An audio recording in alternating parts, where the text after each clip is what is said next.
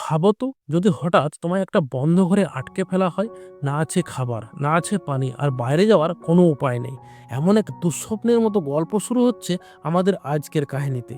একজন লোক পুরো রাত মদ খাওয়ার পর সকালে ঘুম থেকে উঠে দেখে তার মাথায় খুব যন্ত্রণা করছে। পাশে তাকিয়ে দেখে তার পাশে একটা মৃত ইঁদুর পড়ে আছে। সে ভয় পেয়ে যায়। চারপাশে অনেক মাছি ভন ভন করছে। কিছু মাছি আবার সে ইঁদুরের দিকেই ছুটছে। তখন সে বুঝতে পারে সে একটা ছোট্ট রুমের মধ্যে বন্দি।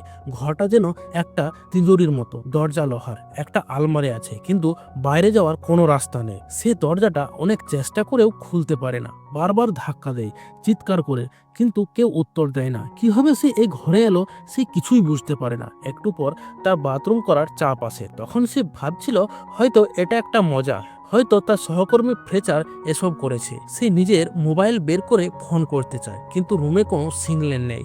এর মানে বাইরের জগতের সঙ্গে তার যোগাযোগ পুরোপুরি বন্ধ।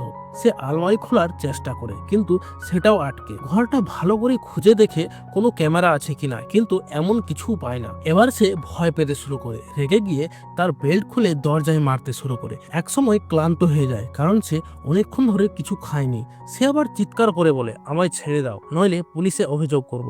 তবুও বাড়ি থেকে কোনো সাড়া আসে না। পুরো দিন কেটে যায়। সকালে ঘুম থেকে উঠে দেখে মোবাইলটা হাত থেকে পড়ে গিয়ে ভেঙে গেছে। কোনো খাবার বা পানি নেই। এখন বাঁচতে হলে কিছু একটা করতে হবে, নয়তো শেষ নিশ্চিত। অবস্থা এমন পর্যায়ে পৌঁছায় যে পিপাসা সহ্য করতে না পেরে লোকটা নিজের জুতো খুলে তাতে পেশাব করে এবং সেই জিনিসটাই খেয়ে ফেলে। একাকিত্ব, না খাওয়া আর হতাশায় সে প্রায় পাগল হয়ে যাচ্ছিল। হঠাৎ তার নজর যায় ছাদের টিউবলাইটে ঝুলে থাকা একটা চাবির দিকে। সে সঙ্গে সঙ্গে লাইটটা ভেঙে সে চাবিটা বের করে আনে।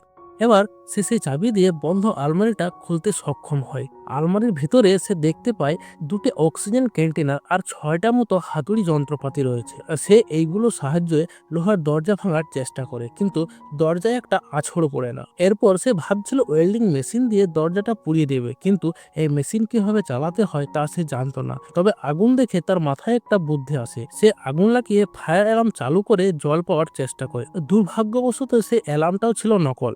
এরপর সে আবার হাতুড়ি দিয়ে দরজার তালা ভাঙার চেষ্টা করে, কিন্তু তাতেও কোনো লাভ হয় না। দুর্বলতা আর পিপাসায় সে অবসাদে ডুবে যেতে থাকে। রেগে গিয়ে আলমারিতে মারতে শুরু করে। কিছুক্ষণ পর ক্লান্ত হয়ে চুপচাপ বসে পড়ে। তখন তার চোখে পড়ে দেওয়ালে এক কোণে একটা ফুটো। সে সাথে সাথে হাতুড়ি নিয়ে সে ছিদ্র ভাঙতে শুরু করে। সে একটা সুড়ঙ্গ তৈরি করার চেষ্টায় নেমে পড়ে, কিন্তু সমস্যা হয়, কারণ রুমের অক্সিজেন ধীরে ধীরে শেষ হয়ে যাচ্ছিল। তাই সে একটা অক্সিজেন কন্টেনার খুলে নিঃশ্বাস নিতে শুরু করে, কিন্তু অতিরিক্ত অক্সিজেনের কারণে তার মাথা ঘুরতে শুরু করে। তখন সে কন্টেনারটা বন্ধ করে দেয়। এবার তার চোখ যায় সে মরা এঁদুরের গায়ে বসে থাকা পোকাগুলোর দিকে। বাঁচতে হলে তাকে এখন বিয়ার গ্রিলসের মতো হতে হবে। তাই বাধ্য হয়ে সে পোকামাকড় খেতে শুরু করে। তাতে একটু শক্তি পেয়ে আবার সুড়ঙ্গ খোদার কাজ শুরু করে।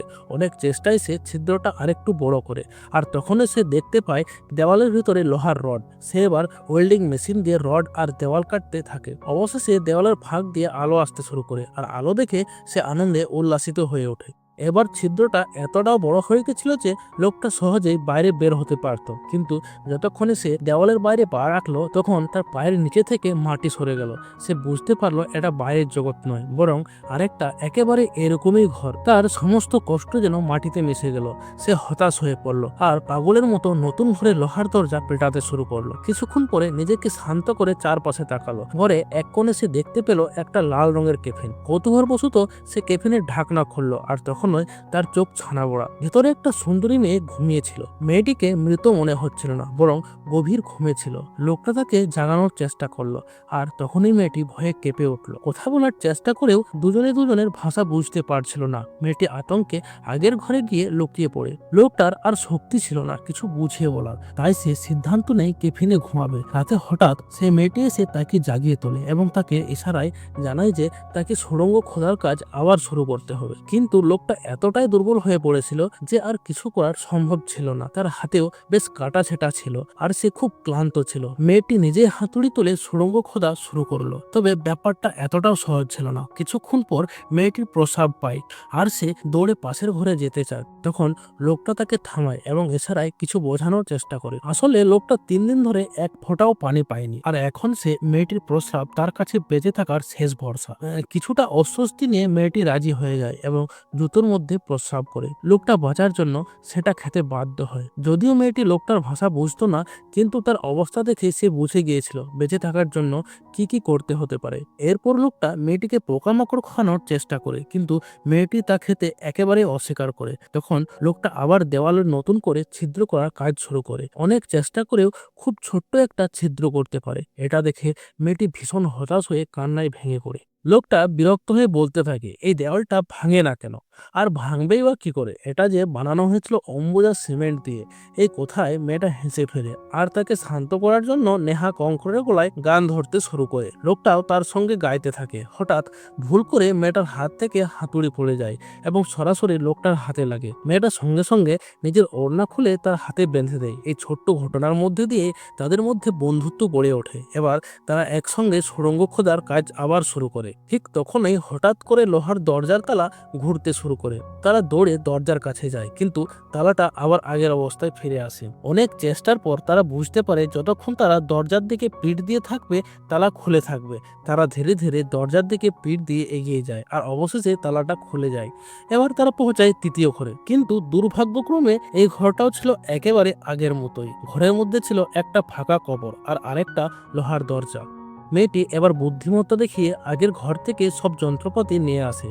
তারা একেবারেও সেই দরজা খুলতে চায়, কিন্তু যতই চেষ্টা করুক না কেন দরজা নড়েও না। এখন তাদের সামনে একটাই রাস্তা, এই কবর খুঁড়ে নতুন সুড়ঙ্গ তৈরি করতে হবে। কিন্তু এতদিন ধরে কাজ করতে করতে লোকটার শরীরে আর কোনো শক্তি ছিল না। সে ক্লান্ত হয়ে পড়ে যায় আর মাথা ঘুরে পড়ে যায় মাটিতে। তার জ্বরও আসে। ঠিক তখনই তার মাথায় একটা সন্দেহ জাগে যে কেউ তাদের এখানে বন্দি করে রেখেছে। সে চায় তারা একে অপরকে মেরে ফেলুক। সম্ভবত সে কবর তাদের একজনের জন্যই বানানো হয়েছে। লোকটা ভাবতে থাকে বেঁচে থাকতে হলে হয়তো মেয়েটিকে মেরে ফেলতে হবে, কিন্তু শেষ পর্যন্ত সে তা করতে পারে না। তখন সে বাঁচার আশা ছেড়ে দেয়। সে নিজেই কবরের মধ্যে গিয়ে শুয়ে পড়ে আর মৃত্যুর অপেক্ষা করতে থাকে।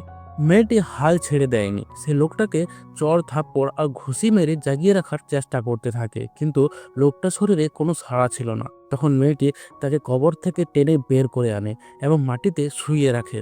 এবার মেয়েটিও সবকিছুর উপরে বিরক্ত হয়ে পড়ে। সে দরজার কাছে গিয়ে চিৎকার করতে থাকে, সাহায্য চাইতে থাকে, কিন্তু বাইরে থেকে কোনো আওয়াজ আসে না। মনে হচ্ছে এবার সত্যি আর কোনো উপায় নেই। হঠাৎ মেয়েটি কান্নায় ভেঙে পড়ে। সে তার চোখের জল দিয়ে লোকটির পিপাসা মেটানোর চেষ্টা করে, কারণ যদি লোকটা মারা যায় তাহলে সেও বেশি দিন বাঁচবে না। তারপর ধীরে ধীরে মেয়েটি নিজের জামা কাপড় খুলতে শুরু করে। অচেতন অবস্থাতেই লোকটা বুঝতে পারে সে কি করছে। মেয়েটির স্পর্শে লোকটা একটু একটু করে সাড়া দিতে শুরু করে। সারা রাত মেয়েটি কোনোভাবে তাকে জাগিয়ে রাখে, কখনো কথা বলে, আবার কখনো হালকা করে ছুঁয়ে। কিছু সময় পরে তারা দুজনেই ক্লান্ত হয়ে মাটিতে পড়ে যায়।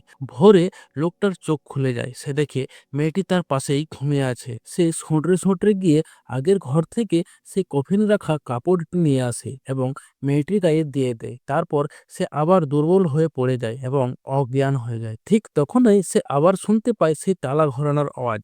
দুজনেই হঠাৎ করে উঠে পড়ে এবং আগের মতো করে আবার দরজার দিকে পিঠ দিয়ে এগোতে থাকে। কিন্তু এবার লোকটা এতটাই দুর্বল হয়ে পড়েছিল যে নিজে হাঁটতে পারছিল না। মেয়েটি তাকে কাঁধে ভর দিয়ে দরজার দিকে নিয়ে যায়। এবার দরজাটা খুলে যায় আর সামনে দেখা যায় এক স্বপ্নের মতো দৃশ্য। দরজার ওপারে যেন স্বর্গ, চারপাশে ঝর্ণা, পাখি আর এক শান্ত সুন্দর প্রকৃতি। এই দৃশ্য তারা এতদিন ধরে কল্পনাও করতে পারেনি। তারা একে অপরের চোখে তাকিয়ে হাসে, আনন্দে মন ভরে যায়। এত কষ্টের পর তারা পেয়েছিল এমন এক সুন্দর পরিণতি, যেটা যেন স্বপ্নের থেকেও সুন্দর।